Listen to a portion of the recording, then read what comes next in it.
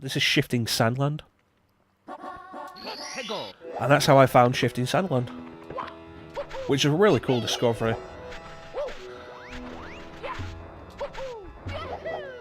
And Shifting Sandland is kind of in an interesting place for me, because I love it for...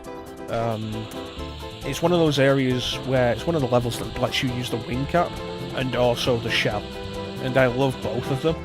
But it's also a level where you can die so easily. Where's the bird? There it is. It's like if you touch any of that moving sand, that's basically instant death. But as a level though, I do kind of like Shifting Sandland, which is interesting if you know my predisposition against desert levels. I do tend to hate desert levels, but I do quite like Shifting Sandland.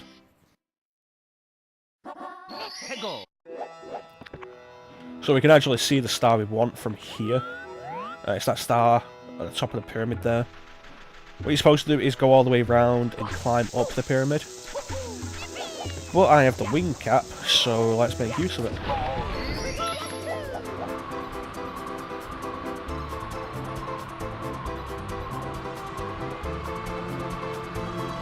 And as you walk up the pyramid, the platforms get smaller and smaller.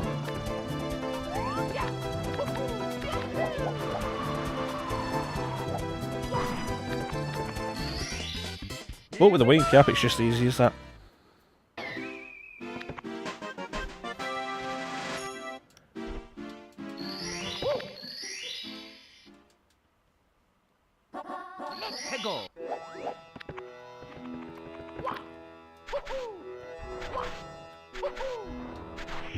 So there is an interesting thing, if you can jump on one of the flying shy guys.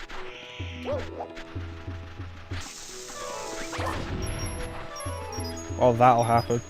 You'll actually do like a twirling jump, which is pretty interesting, and in Mario 64 DS they actually made that into Luigi's backflip. As Mario 64 DS they try to differentiate the characters, which is both a good and a bad thing, I find. It gives each character utility, and you will have to use them all to get all the stars. But on the opposite side, you end up with a thing like only Mario can get the wing cap. Luigi will get the vanishing cap instead. Wario gets the metal cap.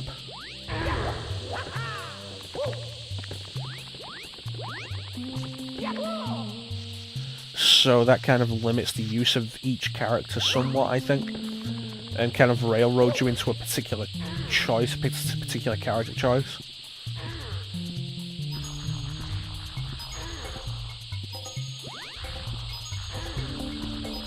But beyond that, like, they have different abilities. Mario is your standard all-rounder.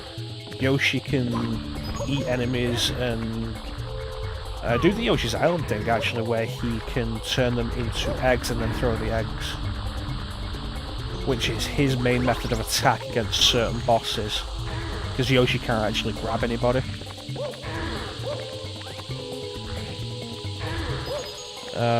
Mario's your all-rounder.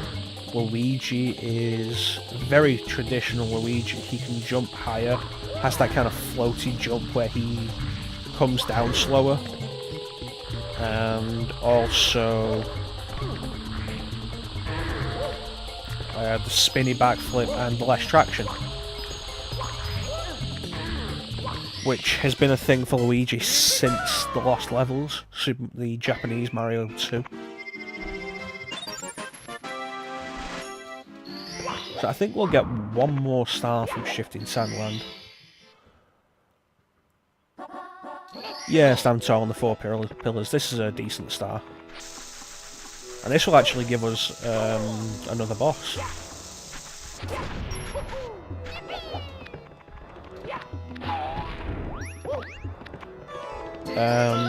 Not every level actually has a boss.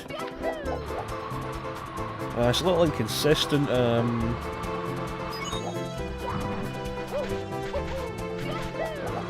But there can be some good boss variety. I mean, we've fought... Damn it. We have fought Big Boo twice. And... you actually, if you're going to do all the stars, you'll fight him 3 times. Bowser is fought by grabbing the tail, Big Boo is fought by just standard hitting him, King Bob-omb is fought by running behind him and grabbing him and throwing him, kinda similar to Bowser but a little bit different. You know what, the shell would be a better idea for this actually. I keep pressing the Z button, expecting it to right the camera, but this isn't Ocarina of Time.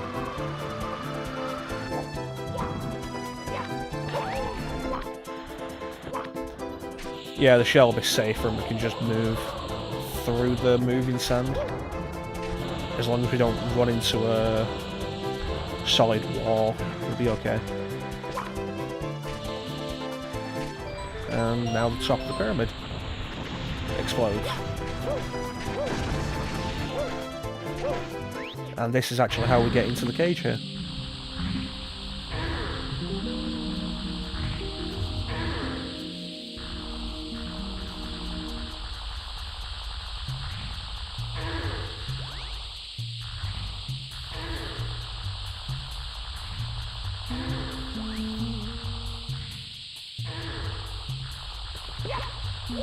Okay, so we head down here, and like this is a little puzzly bit. And then there's this. And this is a boss idea that Nintendo reuses so often. It's an idea that reappears in Ocarina of Time as Bongo Bongo. The big hands that you have to hit. Like you have to hit the eye. It reappears in Wind Waker, in the Tower of the Gods, that boss. They also have another boss like this in Mario Galaxy.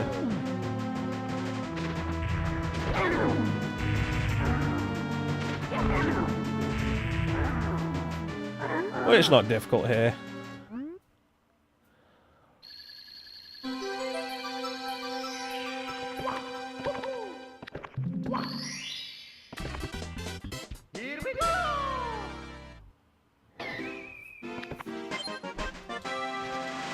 Alright, so with that, what I'm going to do is head into Hazy Maze Cave. I'm not going to do Lethal Lava Land for the minute because that's one of my favourite levels in this game. But I said I'd show off every level, and Hazy Maze Cave is one of my least favourites. So we'll do that, we'll get a couple of stars in there, just to get out of the way.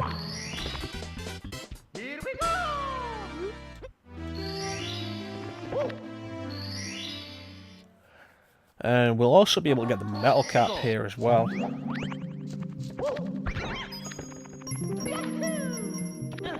Oh. One thing that's probably worth noting, when I was playing this as a kid, for a long time I didn't actually know how to use the long jump.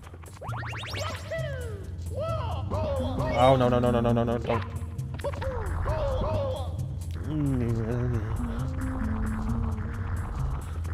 Oh, that was close.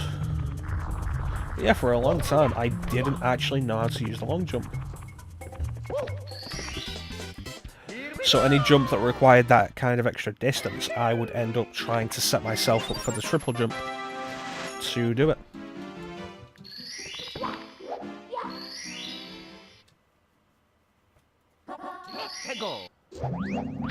Alright, let's do this again. This direction leads to the actual cave, I think. So what we'll do, we'll get this star, we'll get the metal cap. You know, thinking about this, actually, as much as I'm not overly fond of this level, there is actually a bunch of easy stars to get in this level.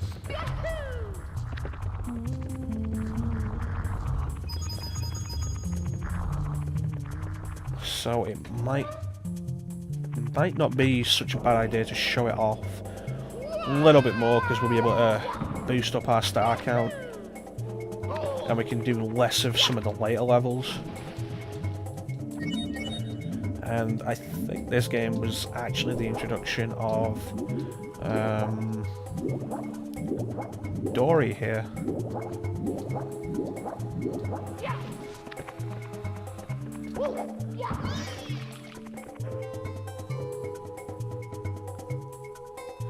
If you play Mario 64 DS, Dory is actually wearing a Wario cap, which is kind of amusing.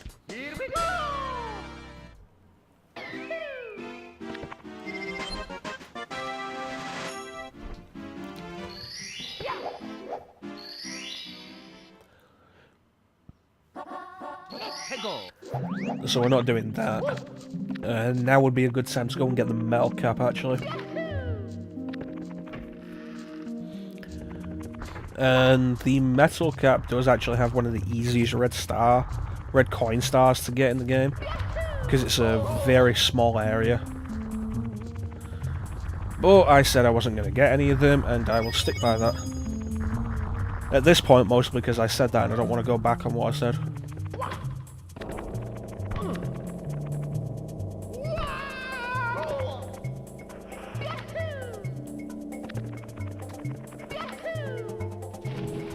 Okay, so the trick now is we use Dory again to actually get to a different area that's out of reach.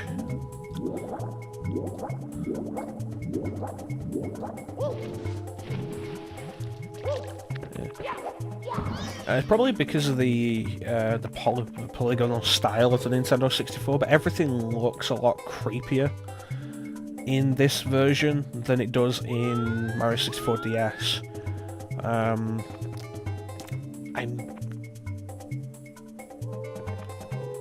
Okay, come on, Dory. I'm not entirely sure, but I think Mario 64 DS actually... Huh, you can actually see the metal cap box up there. Mario 64 DS might have a higher polygon count. Possibly not, but at the very least, a lot of the designs are redone. Mario looks more modern. Bowser has his more modern design. The eel looks different, less horrifying. Dory also looks kind of different. I think has the goggles that she'd get in later games as well.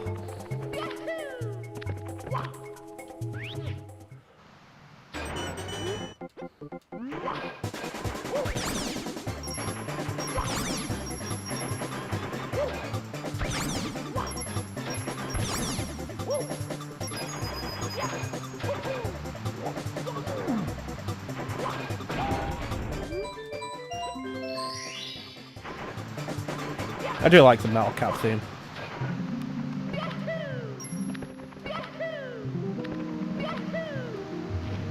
And I think this leads us actually outside.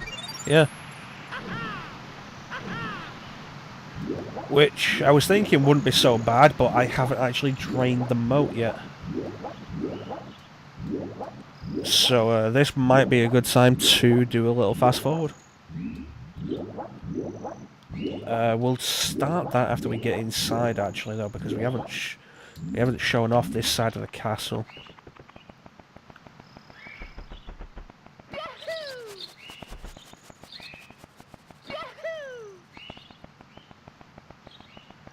Alright, and fast forward.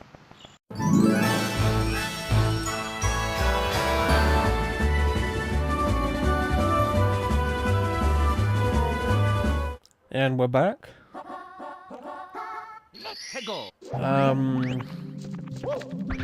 So there is one more star I'm gonna get here.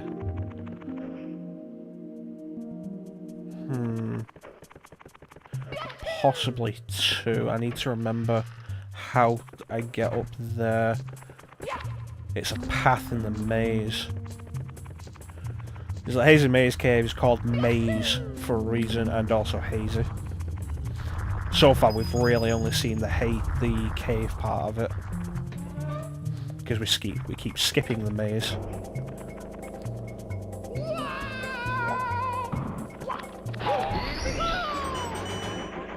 Okay, and off we go. So what we need to do here is we need the metal cap and we need to move quick enough to push this underwater switch here. And we need the metal cap to push it because we can't press the switches like that underwater. Yeah. There we go.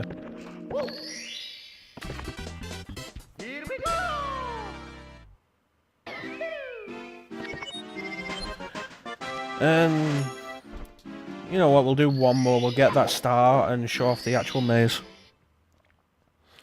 I'm pretty sure I remember the way to that star anyway. And you know what, let's play the metal cap theme again.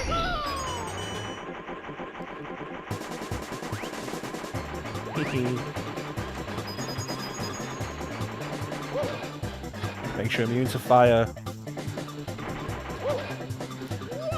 Yeah. I think the only thing that can hurt you is actually the fall damage in the metal cap. Okay, so this gas will actually continually drain your health. Unless you are in the metal cap.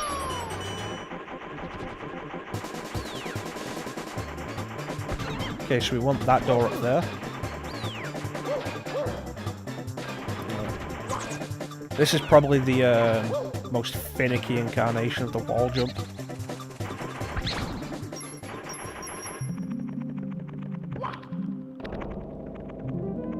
It would actually... I don't know if it reappears. I don't remember if it reappears in Sunshine.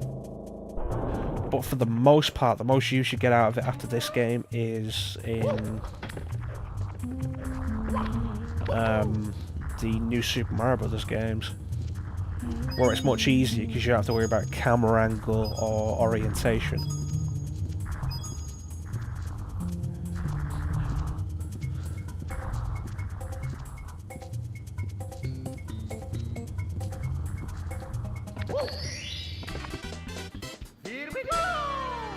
Alright, so before we go and get the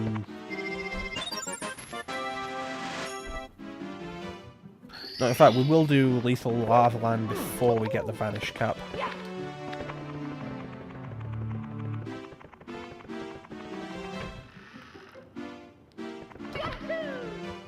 The Lethal Lava Land is one that I will usually grab every star from, and if I'm gonna make an exception for the red coin rule, it will be this one because the red coins are just all right next to each other here. I'm going the wrong way for this star. Let that be a lesson to me. Oh. Yeah, because the red coins are all just right there. Like, here's all 8 of them. So, you know what? Rather than going back on my word to get the red coins, what I will do is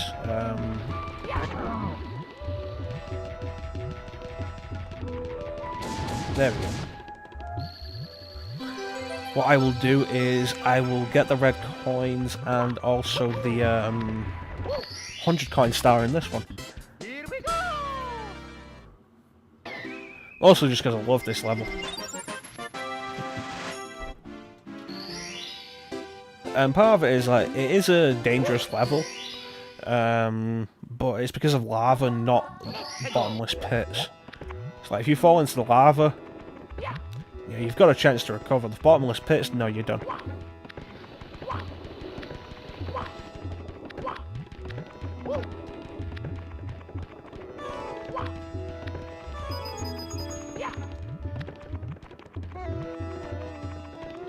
This was actually the level this was also the level where I found out how to take out those eyes, because I thought they were invincible for a long time. So the best idea with the bullies is actually a jump kick. especially with the big ones.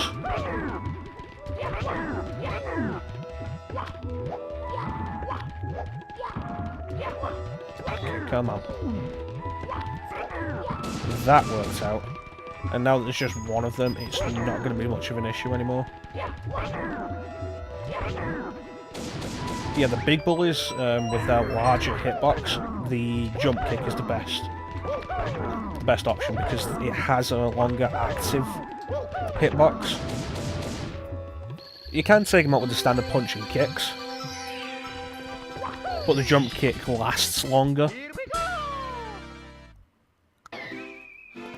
So it's much more reliable for it.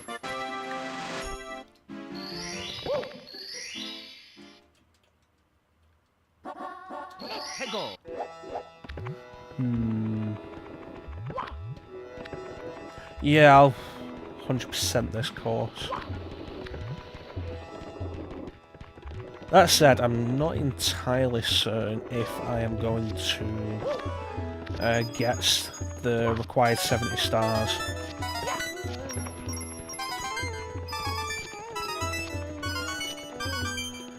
And it's as simple as that. It's the easiest red coin star in the game, and if there's one I'm going to do, it's usually this one. And not only is it one of the easiest red coin stars in the game, it's one of the easiest stars in the game.